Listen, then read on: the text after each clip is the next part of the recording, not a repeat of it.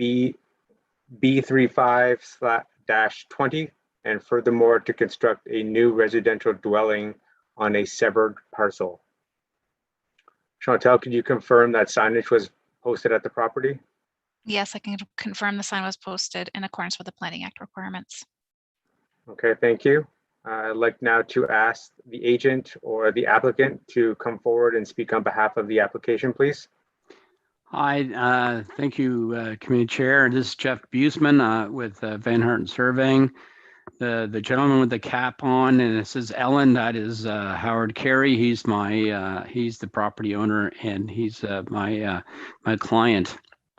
So Howard owns this property, a 2-acre parcel, and a severance application was made to sever the parcel into 2. Works out fantastic in that we got 2 parcels of 0.4 of a hectare each, and there's an ample amount of room for a new dwelling. The Land Division Committee approved this application subject to a number of conditions. The one condition that we're addressing today is the MDS, or minimum distance separation, to the barn. That is also owned by Howard. That's across the road. MDS is in theory, it's a great thing the Ontario government set up to ensure that the location of new severances aren't too close to barns, so that the new owner will not complain about the smells of the barn or the activities of the barn. The challenge with MDS is it's got a good idea in principle. The challenge is applying it. The guideline book, and I kind of joke a little bit, the guideline book is this 140-page document, and I've learned it well because of many files that I'm dealing with it. In this case, Howard's barn across the road is 281 meters from the corner of the severance. The MDS calculation, if we're to use just his barn, comes up to a fairly high number, which I don't have memorized. But in this case, one of the guidelines, guideline number 12, says where there are 4 or more houses closer, the minimum distance shall be the 4th closest house.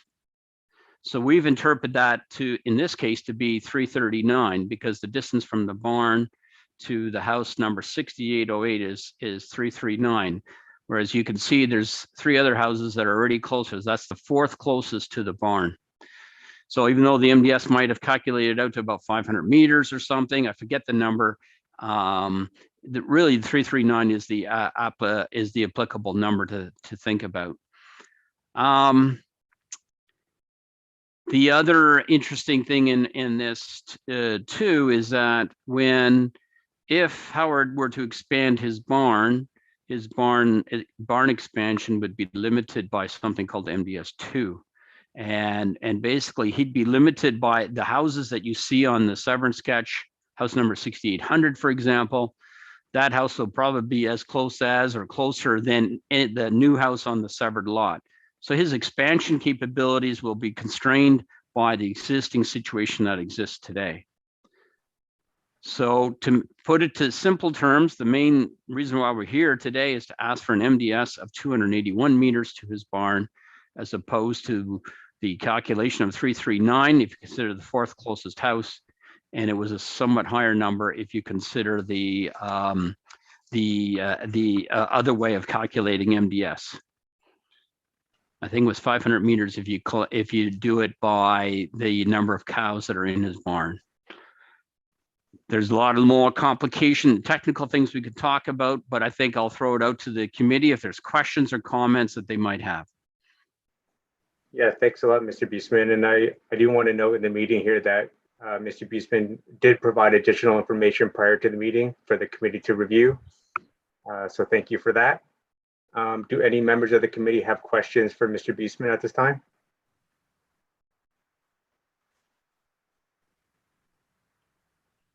Okay, seeing no questions for Mr. Buseman, we'll ask if there are any questions from members of the committee for staff. Yes, Aaron.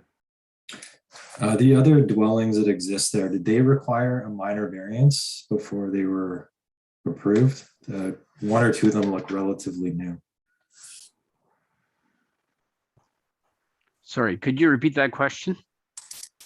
The other, the existing dwellings that exist, one or two of them look fairly new, and I'm curious if they required a minor variance as it relates to the MDS setbacks before they were permitted for construction. Oh,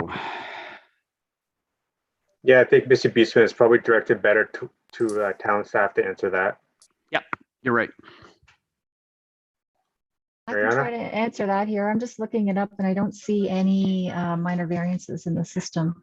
So none that we're aware of.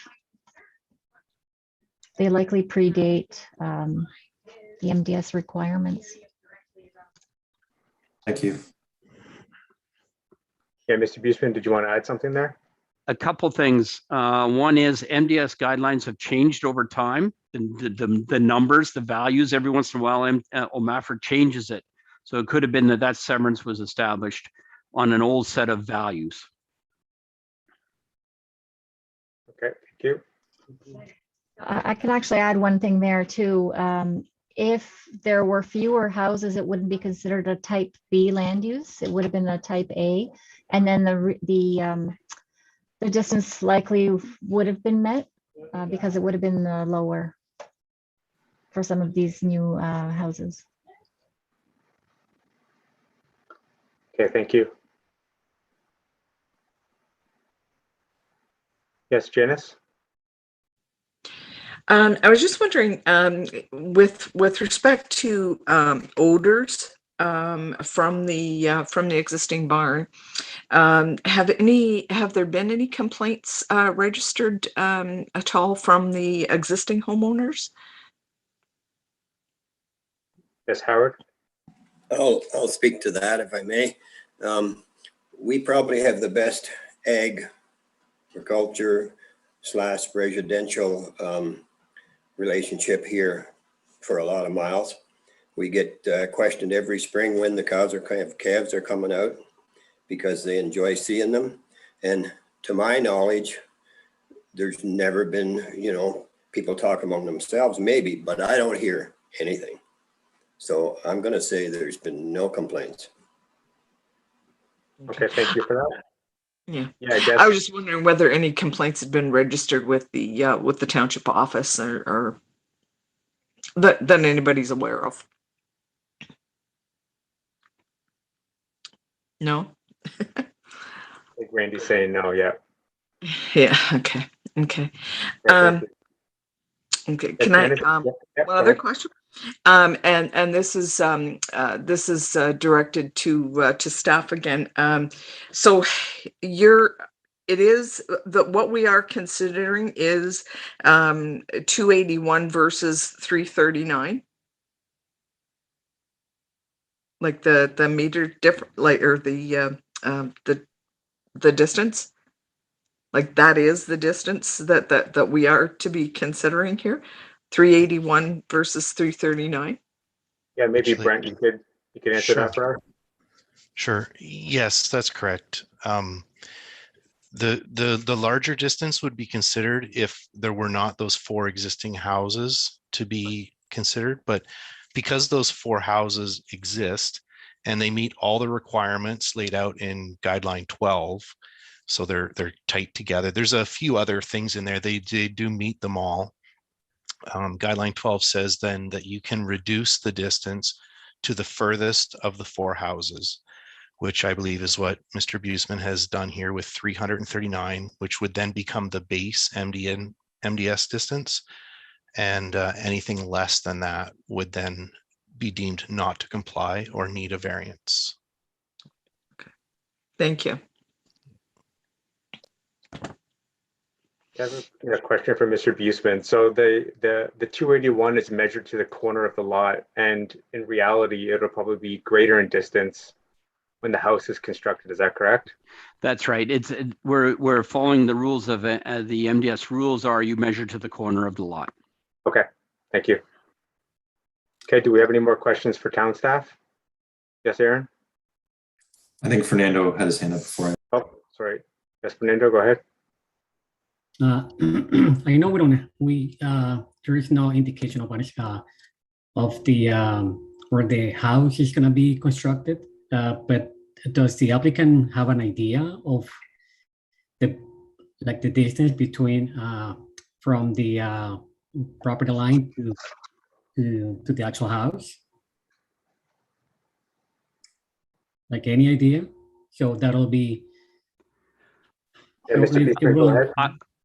I mean, we haven't decided where the house is going to go for sure, but for sure, you can imagine it's not going to be any closer to the road than, say, house number 6800 there on this. If you see that sketch, zoning rules are in place to make sure it's at least, I think it's 7.5 meters from the front limit. We're not going to push it right at the very back of the property either. There's zoning setbacks for rear yard setbacks as well. So we don't know the exact spot. The parcel's quite flat. It's not like you go there and you say, yeah, the house has to be right in the middle or a little bit to the left or a little bit to the right. I envision, because of the space and what I see typically happen, there'll be adequate front yards, side yards, all the way around. So it'll be similar to 6800 then. That's my I expectation. can imagine. Yeah. Okay. And does the applicant own 6800 as well or is somebody else? The answer is no. The applicant owns the parcels that are being severed as well as the farm across the road. Okay. We didn't hear any complaints from other homeowners, right? From what I read. I did not receive any written correspondence related to the variance, no. Okay, thank you. Mariana, did you want to add something there? You're on mute. Sorry, thought I hit it. I was just going to clarify that the zoning does require it to be set back 15 meters from the road. So there are certain requirements as to where it has to be placed, and the minimum from the road will be 50 meters, or sorry, 50 feet or 15 meters. Thank you. Are there any questions, additional questions for town staff? Yes, Aaron? I just wanted to build on something Janice mentioned. Does the municipality receive more generally a lot of complaints about odors from barn operations and nearby dwellings? Like, is this a common thing in the municipality? And when they do come in, what is the messaging that's provided to those residents?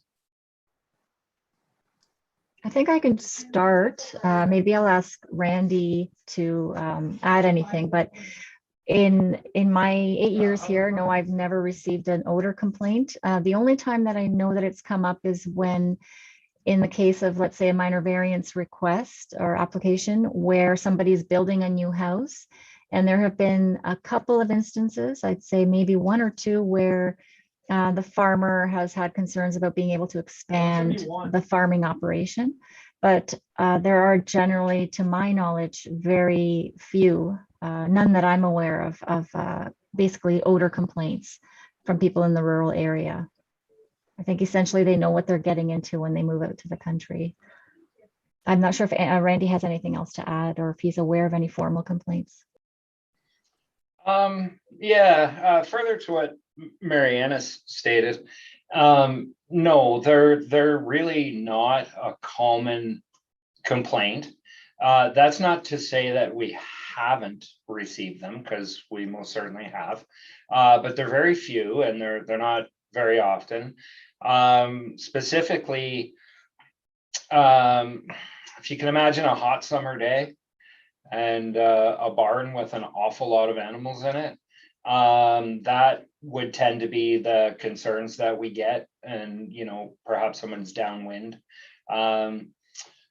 But it's not, no, Aaron, it's not very common, I guess, in the nutshell. I think to build upon what Mariana stated, I think most people living in the country, to put it bluntly, they expect fresh country air, as a lot of people would call it. So most people, it's just something that occurs every now and again. Spreading manure on fields, I would suggest, is probably more common than the barns themselves. Like people will call in and complain about the smell of manure being spread. But again, there's limited things that we can do as municipality with regards to those things too. I mean, so short answer, no, not very common.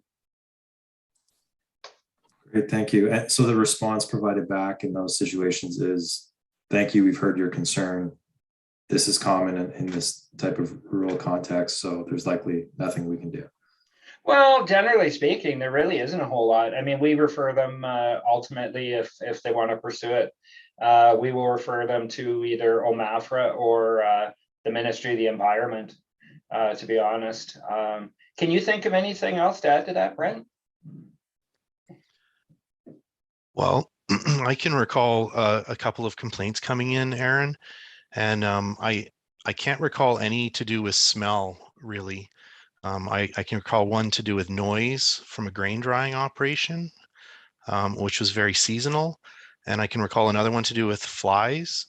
And it was OMAFRA did get involved in that one. And there are requirements that OMAFRA has for these farming operations about turning manure piles to control insects and flies and tilling the fields when manure is spread. So the onus is both on the farmer to operate his farm properly and also on the residents in the rural area to understand that there is a nuisance and odor associated with living in the rural area. And that's kind of the messaging that we provide back, and we do try to direct them to other agencies if need be. Very helpful, thank you. Okay, thank you for that. Do we have any more questions? Okay, so seeing no questions, Chantal, can you confirm if any registered delegates for this application? No, we didn't have anyone register to speak to the application. And like I previously said, we didn't have any written correspondence related to the application either. Okay, thank you for confirming. We'll have a roundtable discussion with the committee members to discuss the merits of the application. We'll start with you, Janice. Okay. I think it seems to comply. Okay. It's given that there are other residents already in the area, and it is downwind, like it's from the farm. I can support this. I think we can support it. Okay. Okay, thank you. Kathy? I agree with Janice. There are already other houses in the area, and it seems as though the farm operation has a good relationship with those people, so I can support this application. Okay, thank you. And Aaron?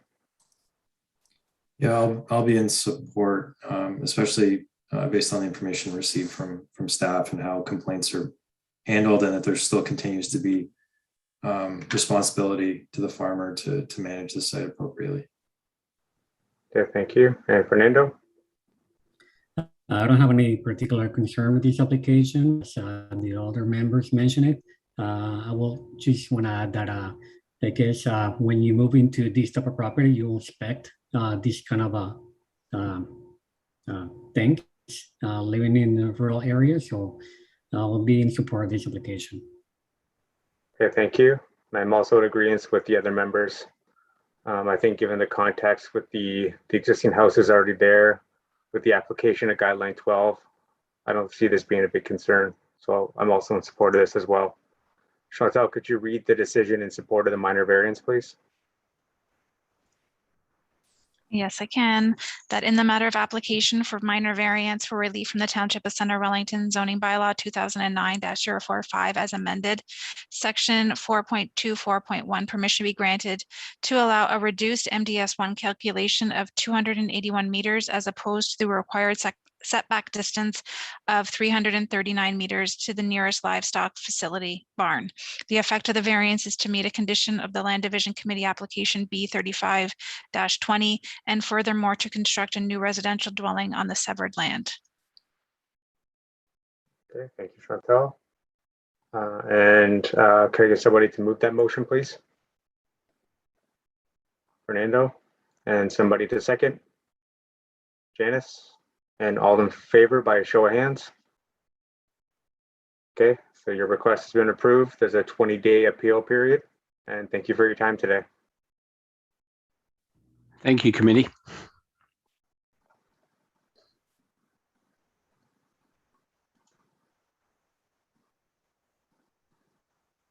Okay, Lisa, do we have any? Oh, thank you. Okay, we'll move on to the next application. File number A026/2021. The property is located at 6418 Fifth Line, West Garafraxa.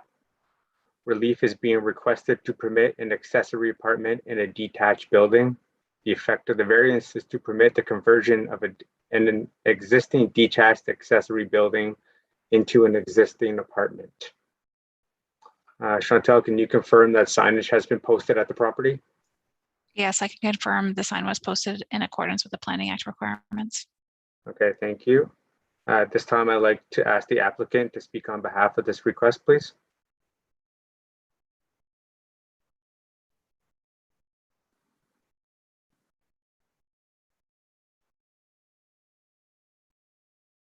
Nope.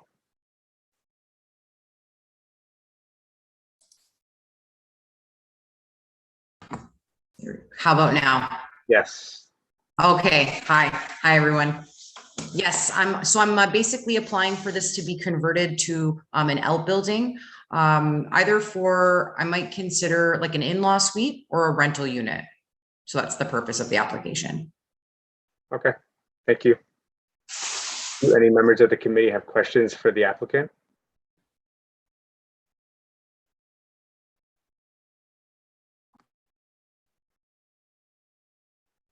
Okay, seeing, yes, Janice?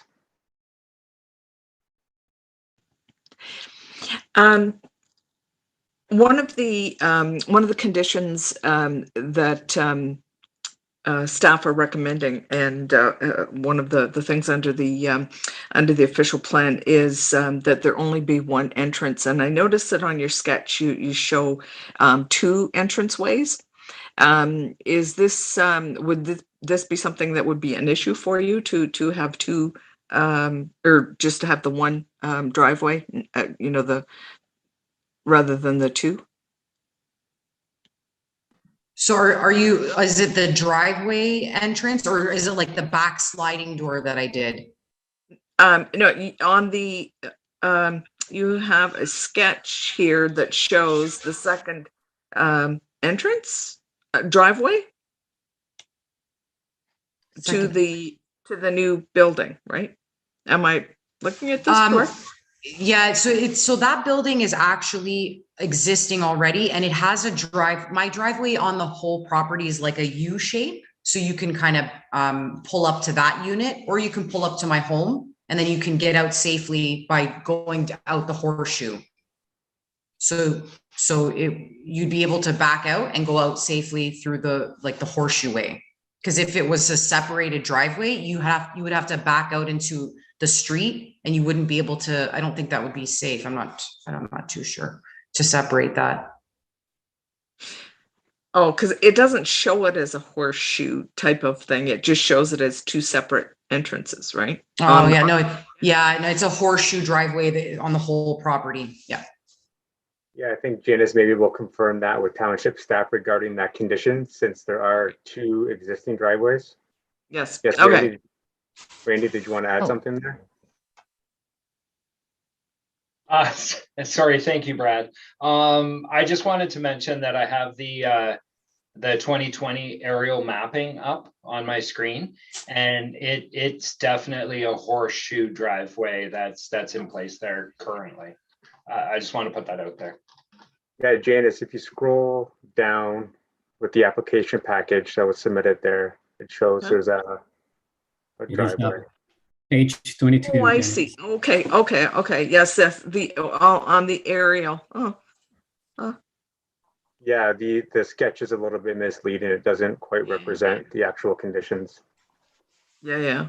Okay, I get you. Thank you. Okay, do we have any more questions for the applicant? Do we have any questions for town staff? Yes, No. Kathy? I just want to, I think that I know the answer, but I just want to confirm that all the building codes and fire safety measures will have to be looked after when a building permit comes forward. Is that correct? Absolutely. I have a contractor and everything is going to be done to code at every step of the way. Yeah, Randy, did you want to add something? Excuse me. Thanks, Brad. Absolutely, Kathy.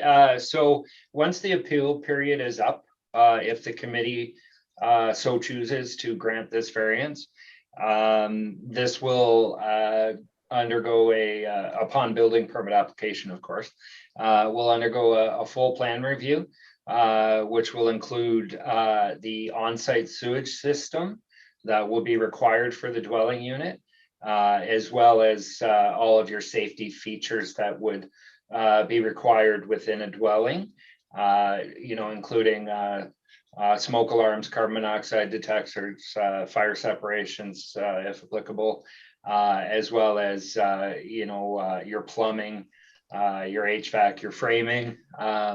It'll undergo an extensive review prior to issuing a permit to ensure it will meet all of the various codes and bylaws. And then, of course, we do the on-site inspections at each stage of construction. And so if we identify any non-compliance throughout the project, we'll write a report accordingly, and then they'll need to fix it. And then we'll need to do a re-inspection. So, yeah, all that's going to be looked after, Kathy. No worries there. Thank you. Thank you, Randy. Do we have any additional questions for town staff? Yes, Fernando? Do we know the distance between the building and the lot line? It seems from the aerial that I see, it seems like it's like almost right on the line. It's probably because of the ortho imagery, but I would like to know the distance between the lot line and the building.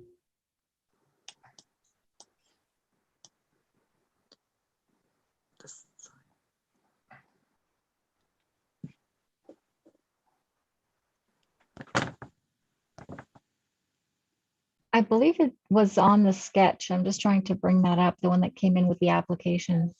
I'm just trying to bring that up.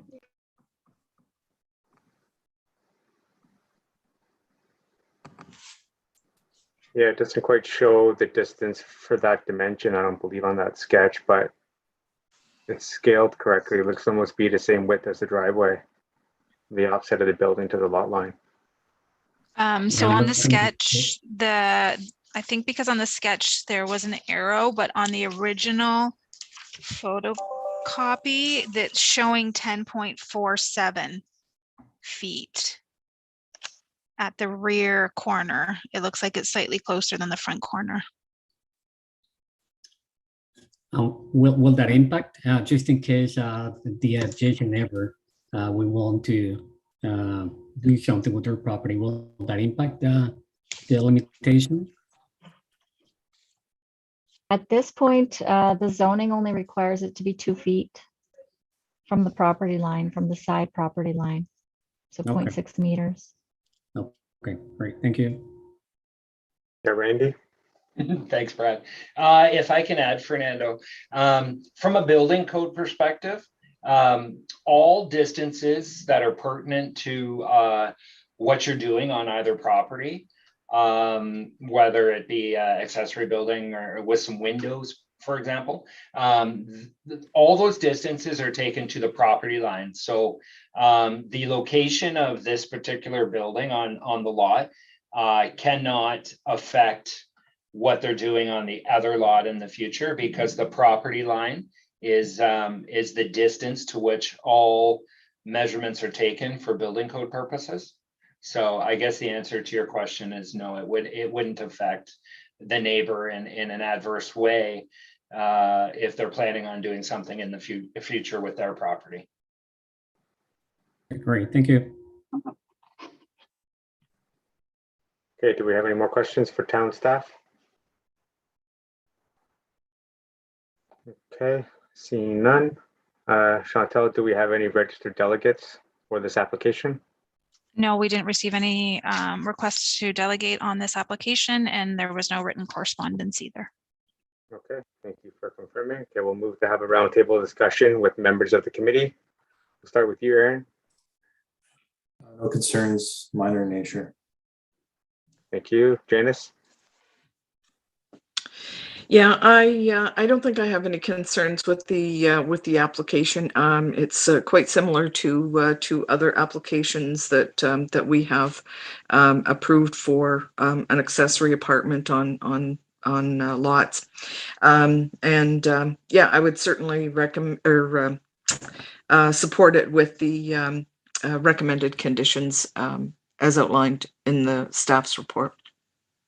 Okay, thank you. And Fernando? Yeah, I don't have any particular concern with this application. And I like the idea that the applicant is using the same building envelope to minimize the concerns down the road. So I'm in favor of this application. Okay, thank you. And Kathy? I have no concerns with this application. It seems to meet all the criteria. Okay, thank you. I'm also in support of the application. Seems minor in nature. Chantal, could you read the decision in support of the request, please? Sure can, and I'm going to add the conditions as noted in the staff comments. That in the matter of application for minor variance for relief from the Township of Center Wellington zoning bylaw 2009-045 as amended, section 4.1, table 4A, permission be granted to allow an accessory apartment in a detached accessory building. The effect of the variance is to permit the conversion of an existing detached accessory building into an accessory apartment, subject to the following conditions. One, that the detached accessory apartment shall be located within the existing shed in the main building cluster as shown on the plan submitted with the application. And number two, that the detached accessory apartment shall be accessed from the existing driveway and no new road entrance shall be permitted. Okay, thank you. Can I get somebody to move that motion, please? Thank you, Aaron. Somebody to second. Okay, thank you, Kathy. And all in favor by show of hands. Okay, so that's been approved, and there's a 20-day appeal period before you can proceed with the building permits. Thank you. Thank you.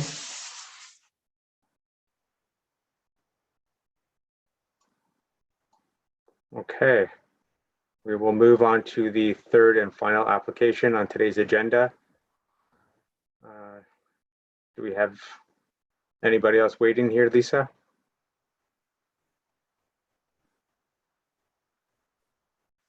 We have Mr. Buseman here for this application.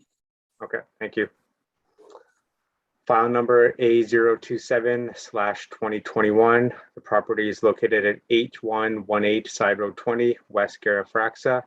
Relief is being requested to permit a maximum floor area of 5.4% of the total lot area as opposed to the 5% for an existing accessory building. The effect of the variance is to bring the existing accessory building into zoning compliance. Okay, Mr. Buseman, would you like to speak on behalf of the application? Yes, and just to make sure, Chris Amy here, he's also in attendance, and he's the future owner of this property. This is an odd one. The percentage coverage is so close to what's required. So we're just asking for a very small amount more than what was previously approved. I think it's pretty all straightforward. Are there any questions or comments? If I'm mistaken, the previous, we're asking 5.4% where it's supposed to be 5%. Are there any questions? Okay, thank you, Mr. Buseman. Do members of the committee have any questions at this time? Yes, Fernando? What was the reason to increase it from, I know it's not too much, but was there a particular reason to increase it to 5.4? So there was a previous application, I think, to increase it to 5.3%. And then the owners who built the building, maybe somebody didn't do the math right or something. They actually came up with like 5.38% or 5.35%. So they were marginally over. I was almost tempted to hide it in numbers, but I felt like we couldn't do that. We're being honest and straightforward to say the actual amount of the building is just marginally higher. So the building is built and it's a very small amount. It's reflective of it basically is very reflective of the decision made previously by the committee. Okay, thank you. Do we have any more questions for Mr. Buseman or Mr. Amy? Okay, seeing none, do we have any questions for town staff?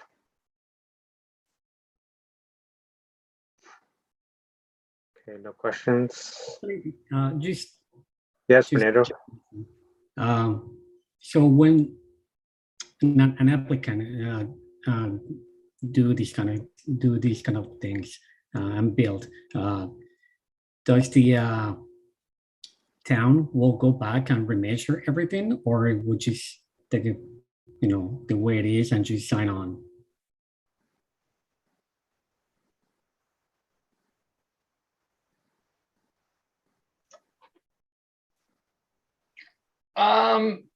Interesting question.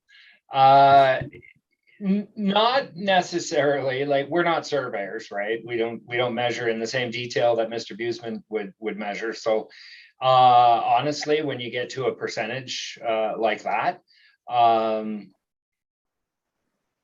don't know that we would be that detailed.